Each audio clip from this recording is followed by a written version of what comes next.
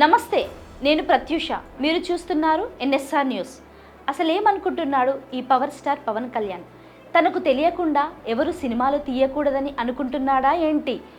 లేక సినిమా థియేటర్లు, ఎగ్జిబ్యూటర్లు, డిస్ట్రిబ్యూటర్లు అంతా తన చెప్పు చేతల్లో ఉండాలని కోరుకుంటున్నారా?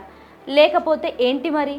తెలుగు సినిమా పరిశ్రమ మొత్తాన్ని బెదిరిస్తూ పవన్ బహిరంగ ప్రకటన ఎందుకు జారీ చేస్తారు?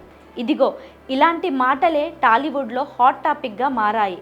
మొన్నటి నుంచి పవర్ స్టార్ పవన్ కళ్యాణ్ తెలుగు చిత్ర పరిశ్రమకు శత్రువులా కనిపిస్తున్నాడు. మీకు తెలుసు కదా, డిప్యూటీ సీఎం హోదాలో పవన్ కళ్యాణ్ ఆఫీస్ నుంచి వచ్చిన ఓ ప్రెస్ నోట్ విడుదలైనప్పటి నుండి టాలీవుడ్ ఆయనపై గుర్రుగా ఉందని పలువురు గుసగుసలాడుతున్నారు.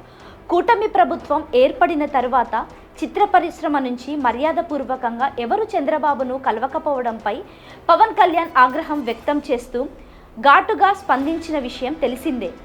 ఇక నుంచి వ్యక్తిగత మీటింగ్లు ఉండవు, సినిమా పరిశ్రమ పెద్దలందరూ కలిసి రావాల్సిందే అని ఆయన హుకుం జారీ చేశారు. నిజానికి పవన్ కళ్యాణ్ తనకు లేని అధికారాన్ని చేతిలోకి తీసుకొని తెలుగు రాష్ట్రాల సినీ ప్రముఖులను హెచ్చరించాలనే అభిప్రాయం వ్యక్తమవుతోంది. తానేమీ సీఎం కాదు, కనీసం సినిమాటోగ్రఫీ మినిస్టర్ కూడా కాదు. అయినా తెలుగు సినిమా పరిశ్రమపై ఇంత డామినేషన్ ఏంటని పలువురు కుండబద్దలు కొట్టినట్లు మాట్లాడుతున్నారు. ఇంకా చెప్పాలంటే పరిశ్రమలో పలువురు ప్రముఖులతో చంద్రబాబుకు ప్రత్యక్ష సంబంధాలున్నాయి. వారి సేవలను టీడీపీ బాగానే వాడుకుంటోంది. కానీ సినీ పరిశ్రమ చంద్రబాబు పట్ల కృతజ్ఞత చూపడం లేదని పవన్ అనడం ఎలా ఉంటుందంటే అడిగి సన్మానం చేయించుకున్నట్లుగా ఉంది.